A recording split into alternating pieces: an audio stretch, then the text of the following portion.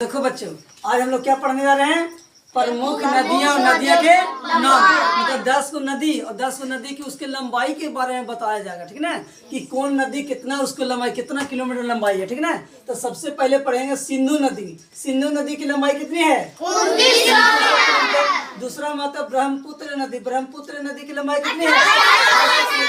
तीसरा में गंगा नदी। गंगा नदी की लंबाई।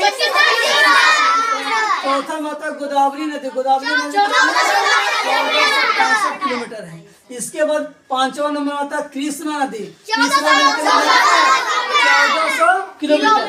इसके बाद छठा नंबर है यमुना नदी। यमुना नदी की लंबाई 1365 किलोमीटर। इसके नर्मदा नदी। नर्मदा नदी की लंबाई 1312 किलोमीटर। और इसके बाद तुम्हारा 8वां नंबर आता है घाघरा नदी। इसकी लंबाई कितना है? 1050 किलोमीटर है। और इसके बाद तुम्हारा आता है सतलज नदी।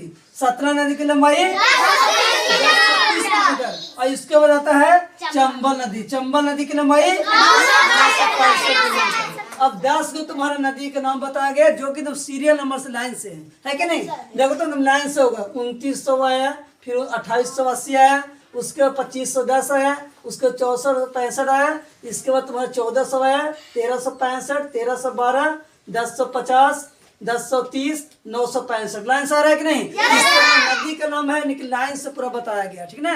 कि कौन नदी कितने लंबाई एकदम सीरियल नंबर से आया है। सबसे पहले तुम्हारा कौन सा नदी आया था? सिंधु। जो कि सबसे बड़ा कितना था? 2900। और सबसे कम 10वां नंबर में कौन आया था? चंबल नदी, जो कि उसकी लंबाई कितना था? 965 किलोमीटर था।